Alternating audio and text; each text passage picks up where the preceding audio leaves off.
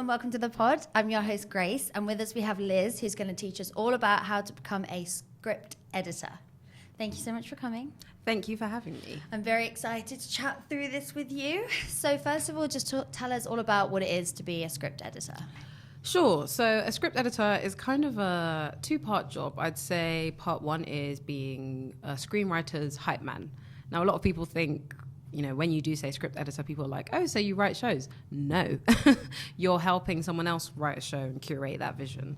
On the other end of things, a script editor is kind of an in-house representation of the writer on set. So whilst the writer's off, you know, pursuing their career and writing other things, a script editor works as the manager of a script, of a series of scripts, and ensures that production is keeping to the story that needs to be told, whilst also solving crises. So if a specific actor isn't on set and misses a scene, if a scene has to move location, all sorts of crisis, a script editor is there to intervene, help solve these problems, but ensure that the story that is being told in the best way.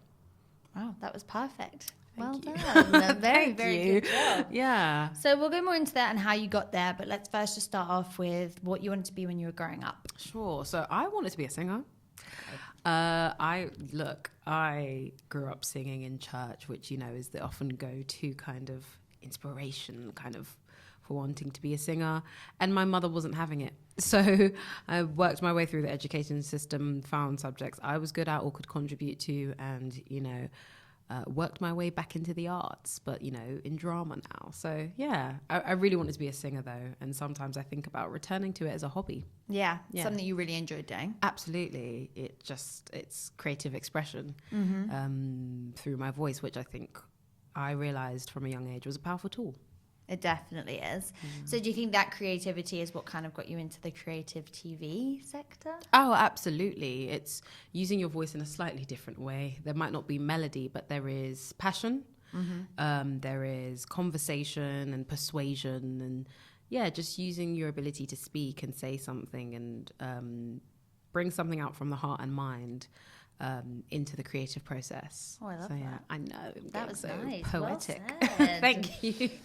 So where did you first find the script editor side? Like, what was your very first steps into that industry? My first step was a traineeship, which, prior to that, I just kind of was into networking, not really thinking anything would come from it. I didn't think I'd get a job in TV. It was just a world I wanted to explore, and it just happened to be COVID. So everyone was at home baking bread, and I could say, have you got half an hour or an hour to chat? And I just found myself being passed along a line of really just welcoming and kind people who were willing to kind of provide insight and advice. And someone said, oh, there's a traineeship starting at EastEnders, would you be interested? And I was like, yeah, without knowing what the role really was. So that traineeship took me in and showed me what a script editor is, how powerful their role is and what they do. Sorry, I have to stop you. We've course. got to go earlier because you had the committee at uni. Come on now. Come on. We've got to really help these people. Yeah, okay, right. Okay? Well, sorry to interrupt your flow. no, that's fine. Sometimes it needs to be done, I guess. So I'm going to start again. Sorry. Sure. I mean, at university, I took part in the Edinburgh University Television Society, and I think I was just really, really persuasive. I was like, listen, I want to make this script. It wasn't a good script. I want to make this story.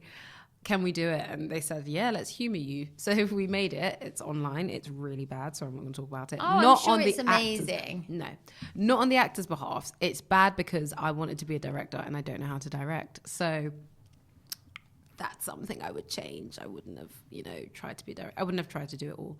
But yeah, and whilst I was at uni, I think I was just really picking up the sticks and getting into the world of writing. So I wrote a play and it got chosen to be part of an anthology, and it was put on in London, a short play. And that How did that happen? I was fishing. I was looking for opportunities, short script, long script, TV script, who has an idea? And I just felt like I was someone with so many good ideas, as many people do. I mean, you have to have a bit of an ego to be in this industry. Like, no one's going to beg you, please come up with a new TV idea. You're someone that says, I've got an idea and I really want to see it through. So I think I was on the BBC Writers' Room specifically, and I saw the opportunity advertised, and I was like, you know what, here, this is funny, I think. And it was just like something about the politics of hair, like being a black woman and dating, and should I straighten my hair? Should I not? You know, it was a bit cheesy looking back, but a woman called Suzette Kuhn, she gave me a chance, and it was put on. But the fact that a stranger gave me a chance or believed in me was my first kind of wow. Not even just to TV, just kind of generally, you can actually do whatever you want. You can pursue any dream you want. Like, all it takes is one person and their taste or willingness to take a chance on you. You can do anything. So with the society, were you studying that at uni? No, at uni I was studying religious studies, which is completely different. I mean, I tried to find opportunities to look for creative modules to do with it. So there was a course called Jesus in Film, and we looked at, depictions of Christ in popular films throughout time. But like, in terms of actual studies, no, I didn't have access to any kind of creative studying opportunities, and it's not out of want of trying. I picked options during GCSE which were creative, but I was told, I remember really vividly because it was a real heartbreaking moment for me. This course is oversubscribed, so you'll have to pick something else. And just looking back at it, it was really upsetting because I was someone who always auditioned from year 7 to year 8 before you make your options. I always auditioned for the student kind of end of term play, always auditioned. And if I did get a part, I was always at rehearsal. I was always there. So for them to tell me that I couldn't study drama when there were other students who wanted to study it but never showed that kind of passion. Unfair. Is looking back, like, I mean, my attitude towards my secondary school is its own thing, and I think it did hinder, my attempts to do what I wanted. But clearly, I didn't let it stop me. So no kind of professional studying. So then you just found this society and you got into it, and that's where this opportunity came up, and you wanted to write. Had you always written? No, I think I began writing. I'm going to say I had always had ideas. I'd always said, I want to see this on TV. I want to see a show like this. But university is a time where people find themselves in different ways, whether it be socially or just discovering themselves. I think that's that time of discovery. The discovery for me was that I have stories that I actually want to tell and write. So I just began giving things a go, writing it down. Putting yourself out there. Absolutely. And hoping the world would be forgiving to someone who's a bit, young and green, but like enthusiastic. And I think it was quite kind to me. And I think the world is still kinder to young people, as it should be, because we realize you have all these big ideas and stuff, but we want to give you a chance. Or at least I hope it is. I know there are times where I've seen some attitudes in the TV industry which, are quite actually negative towards younger people coming in or willing to do things like work for cheap or take part in entry-level schemes. But I kind of want to turn to those kind of mid-level people and kind of say, well, if it was you, or as it was a couple of years ago, wouldn't you have worked for cheap? Wouldn't you have been desperate to get into a very competitive industry? So, yeah. Do you think people forget like kind of where they've come from? Absolutely. And it's really upsetting because, it's not fair, simply. There'll be new people coming in on that, for example, EastEnders traineeship or other opportunities who are excited and want the chance. Who am I to say anything but good luck to you on your journey, as I hoped people said to me, and people did say to me. So, I mean, obviously there were others who weren't as kind, but that's just the way it is, isn't it? So then you were at uni and you did the play, and then you finished uni, and what were your very next steps after that? Because you obviously didn't want to pursue religious studies. You wanted to get into TV. So it really was networking. I mean, as is always with graduation, you look at graduate opportunities and where life opens up. And I think I was just open to seeing what opportunities I could find myself aligned with. Anything from marketing to politics, anything. I was just like, look, where can I find myself? But it was really because it was, I mean, lucky and unlucky, but it was COVID that I could begin that networking in TV. And that's how the opportunity just came up. It wasn't anything planned. It wasn't anything I could control. I just tried to make the best out of the circumstances I was in, which I think is what I just try and do all the time. So yeah, there was no kind of planning to it, or this is my strategy into TV, because the world wasn't in a normal place. Yeah. So yeah, I had to kind of try and navigate that, but I was navigating very naively with no kind of intended end point. Yeah. And then what happened? Yeah, I mean, a woman said to me, yeah, there's a traineeship at EastEnders. I was like, yeah. And then, okay, she gave my CV in. And, well, firstly, she read something I had written and she liked the idea, but I think she could still tell there was a lot for me to learn, especially in terms of writing story and understanding everything that goes into that process. So yeah, she put me forward for EastEnders. EastEnders got in touch with me, 2 people, one man called Chris Green, someone else called Kieran Grimes, who was the development editor at that time. And they said, we're going to interview you, for the role. And we interviewed, and I just spoke my mind. I spoke from the heart about like how much I love the show and its impact and just passion for storytelling. And I think they saw it and they decided to give me a chance. So I was the first trainee for the new kind of iteration of the scheme. I wasn't sure if they'd done it before, but I was the first person to kind of see it off. And yeah, it was a great time. It was a very lonely time. And I tried to use what many might first consider weaknesses, and portray them as strengths. So I used my age. I was like, yeah, I'm young, blah, blah, blah. I mean, obviously I was insecure because it was like, I'm young and I have no idea what I'm doing. But I was also trying to point out the fact that we're working on a show that deals with different generations and different characters. So I'd use that just to illustrate that I can contribute, or I'd like to contribute, or how can I help and make myself useful. It was also, balanced with, looking after my dad, who was in the last, stages of his life because he'd been ill for a long time. So it was difficult, but I just was really lucky to have great support. And the BBC gave that to you, you feel like, as a trainee? I think individuals I was working with, definitely. Yeah, I mean, Chris Green, who's a training exec, Claire Burgess, who was a senior script editor. I was shadowing someone called Sophie, now called Sazak, but before Nee Peters. And there was just other people on the team. There was specifically a woman who worked in post-production called Samantha Wilbur, who was just there for every tear. And like, I should really get in contact with her soon. I'm not sure she'll remember me, but I even made really good friends with one of the like editors. It's just like a community of down to earth people. I really want to go back. I have to say, you're making like me. Up. I know you're making me reminisce. I would love to go. I mean, I wonder if all those people are still there, but like, I know some have moved on to different roles. But it's just community, and there's nothing I love more than learning from someone who's not already done life, but who's ahead of me. Because I'm just like, tell me about your journey, and hearing the kind of random instances which change their lives. Like, oh, I just met this person, they gave me a job. It's so encouraging, because you might want to, especially as a young person, sit and stew and try and navigate and try and precisely determine how you'll do this, how you'll do that.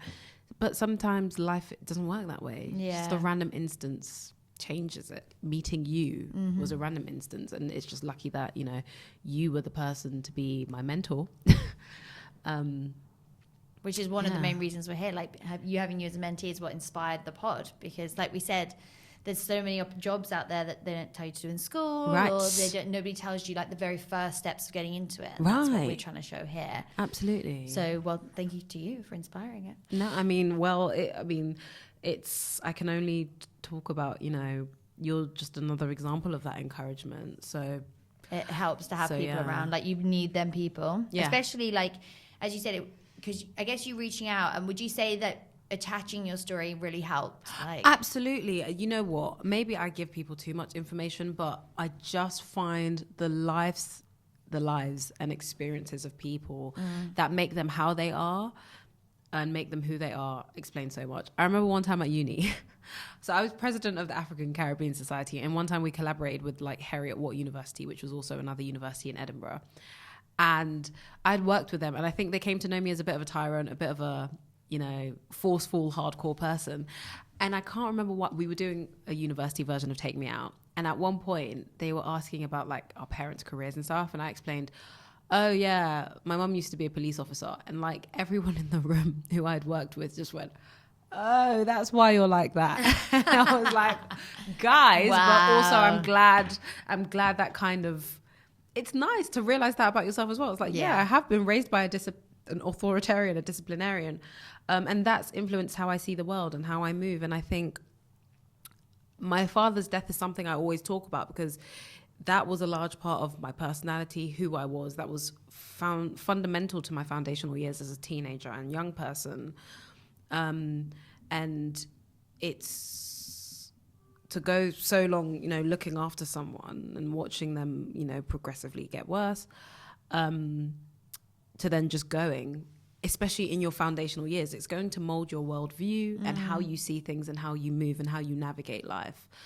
So I realize, not everyone wants a sob story or to give a sob story or to reveal too much, but it's definitely something I lead with because I think it should let you know the place I'm coming from. Yeah. Especially in an industry where you might not find many like you, whether that be age, race, gender identity, anything. So yeah, I definitely come with who I am and my backstory a lot. I love that, and so you should, which is a wonderful thing. So you, like you said, you were training up and you had all them wonderful people. So they're literally training you how to be a script editor, right? And that means like literally teaching you everything that you described at the beginning, right? Absolutely. Like, I mean, throwing you in at the deep end, you know, like they're giving you. It's a very administrative job, and you're giving notes to writers about how a story works and if it doesn't, but also like you're in rooms with execs and producers and hearing their thoughts, and it's just such a learning process because you're hearing their critiques and you're realizing, oh, that's something I can look at and critique. Is this being done in this way or the right way or the most effective way? So they really threw me into it. They threw me right into it, but I'm so grateful. And I think I did also show my willingness to do everything and anything. It was certainly a working till 3 a.m. type gig, but I think it was worth it, especially in the early years of my career. The graft. You learned so much. Yes. Were you getting paid for that? Yes, absolutely. So I was getting paid for a year.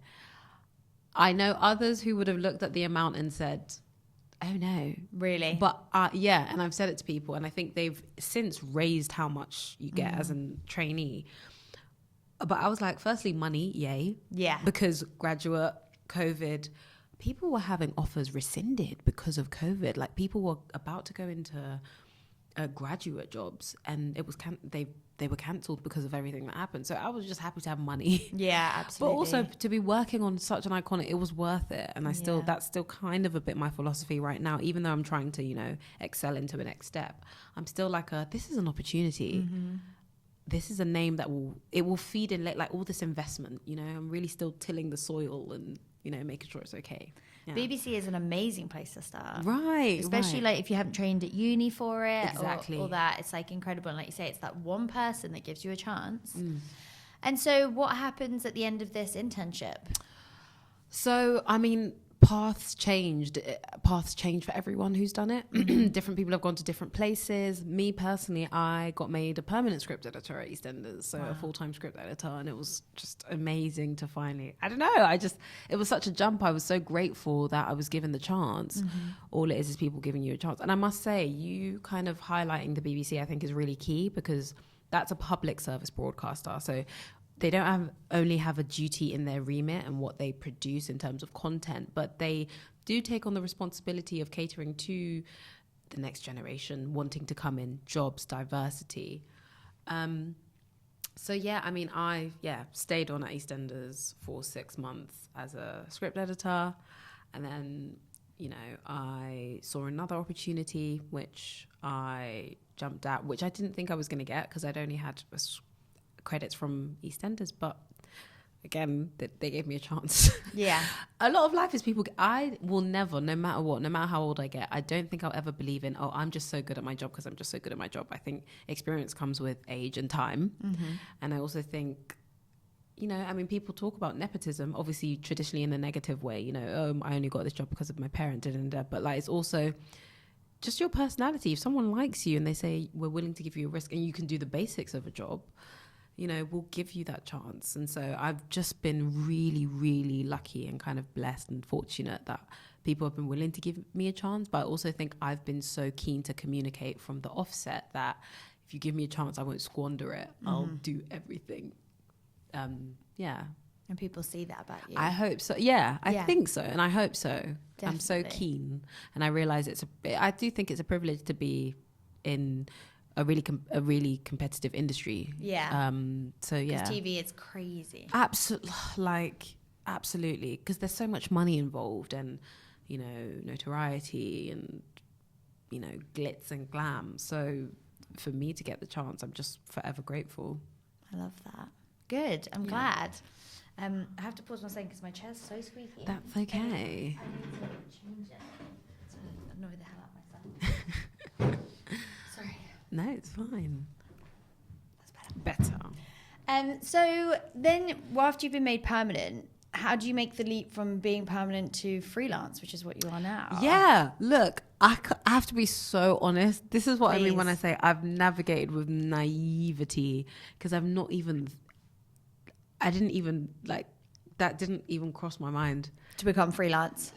that was something to go for. Yeah. I just saw the job and said, oh, there's a job, I'll do it, without realizing, hold on, Elizabeth, it means you don't have that traditional working kind of safety of employment as a full-time thing.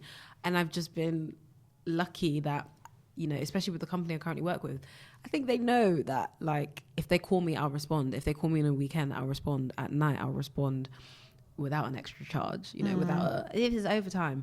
It's just, again, part of the graft. So it was a very unintentional move that I found myself in. I mean, earlier at the top of this year, I really felt, wow, I'm a freelancer. This is tough. But yeah, I've come to embrace it and also realize I am willing to do more. And, you know, that freelance nature does give me the space to do more and interact with different companies and different projects and stuff. So you're not too tied down. You get to try exactly. And it's a little bit fun. Yeah. And I think I'm also at a stage where without too many responsibilities, I can do that. What was your first freelance job? It was a show called Grantchester on ITV, Cozy Crime. Loved the show beforehand. And it was just such a kind team, because my father had passed away the day before I started. Oh, gosh. But they were just so wonderful. And I'm so sure I made so many mistakes, but they gave me space. That was my first role. Yeah. Did you feel like you had to go in? Yes, but from a personal perspective, not to any pressure from them. They even said, you know, take that time. And I was like, hold on, I need to be making money. We're not made of money. We're very working class. So I'm going to work. So yeah, but they were very accommodating. I mean, there was some time I took off, you know, for my father's funeral, towards the end of shoot and stuff. And yeah. That's good to know, because like you say, as a freelance, it can be scary that you don't have that safety of being like, I'm going to take it off. Right. And you need like that people around you.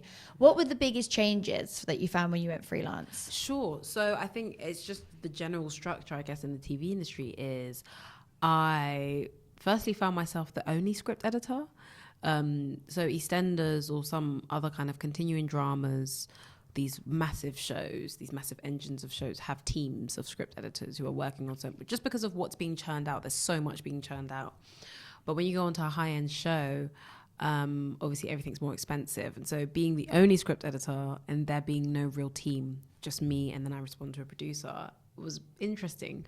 However, some of the feelings of loneliness I had began to experience at EastEnders didn't make that too hard. It was just, I do still feel it though sometimes when teams, you know, we're going to go get a drink. And sometimes they're kind and invite me, but I'm also like, well, no, I'm an outsider and I might not understand all the lingo and things being discussed. Negotiate. I mean, some of the things are things you should have been doing anyway, or I should have been doing anyway in a full-time job. But I just have gone into the freelance world with naivety. I think I didn't get used to, or I had to get used to the fact that I can do more than one thing at once. Right. Because I'm a freelancer. Like, there are so many things or people we contract out to on jobs. For example, legal clearance. We need someone to like check names and things, check that we're legally allowed to do certain things. But they're not just doing it for our show, they're doing it for several shows. And obviously, well, a script editor's role is a bit more full-time than that, but there are other things I can interact with, other things I can do, other meetings I can go to. And I think they realize that. And it's only really in the last year, like, even with how exec producers or people just interact with me, they realize, oh, Liz, are you busy? And I'm like, oh, because you know I'm talking and doing other things as well. Yeah. I'm like, oh my God, well, yeah, a little bit, but I always make time for you.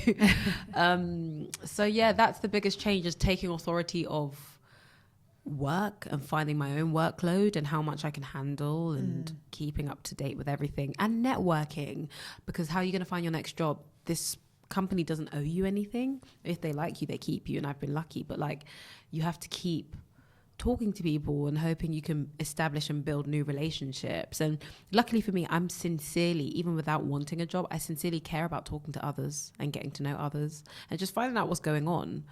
And it's paid off. People have called me back and like, oh, we remembered you. But it's just been so key that when I go to them, it's not when I'm looking for work, it's when like I'm already have a job, but I'm also just like, I just want to talk to you and get to know you, so that they know it's sincere and that it's not even necessarily for a job. It's just, I want to know who you are.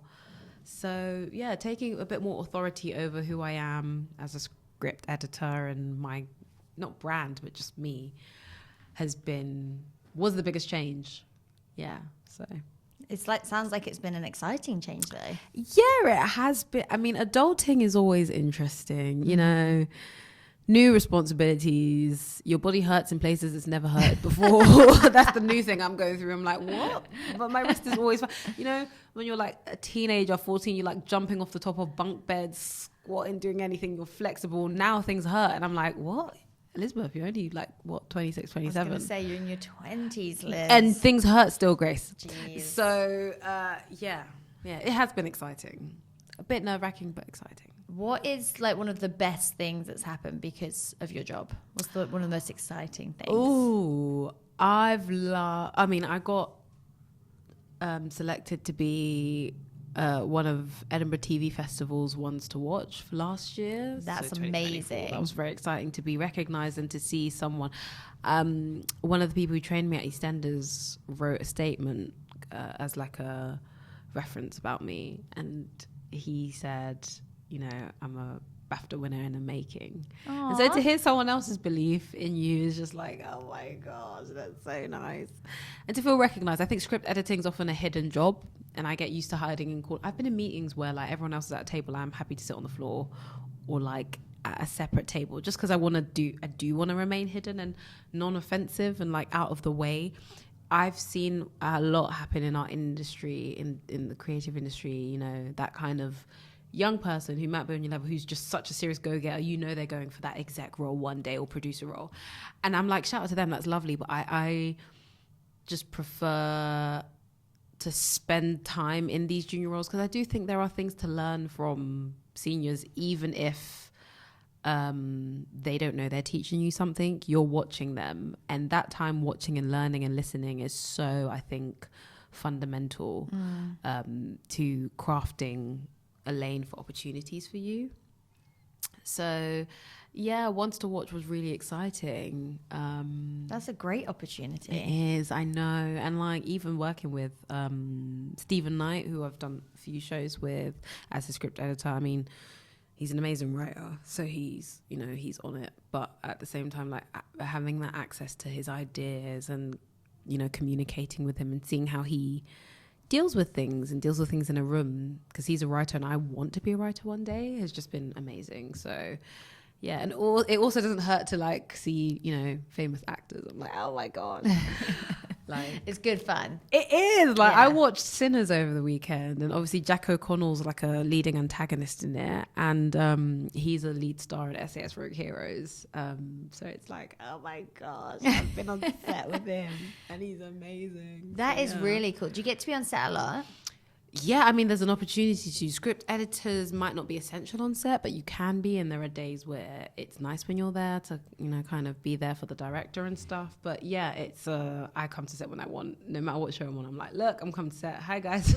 So you must see some really cool stuff then. Absolutely, night shoots and action, especially working on a show such as SAS, where like it's a lot of booms and explosions and fire, and it's so wonderful to see that process and all the steps and measures taken to make such beautiful art. So yeah, you must like absolutely love the industry. Oh, absolutely. Like there are days where your back hurts and you forget, but there's nothing like being in the room, even for the most boring of meetings and stuff, and realizing, what are we doing here? Like, this is amazing. I can't believe we're doing this. And this is work. So yeah, that's a great spot to be in. yeah. What is like something that you tell people that are getting into it? Be like, to be a script editor, you must be like this, or these qualities are essential. Or I tell people the same thing, and I think it sounds like a given, and I think people take it as, oh, that's easy. Like, people never take the depth of it. But the thing I say is, be a nice person. And everyone thinks, oh, I can be nice. I'm like, you can be polite maybe in a moment, but the sincerity of who you are will always shine through. When you're talking to people, when you're networking, how you treat people who you don't think are important.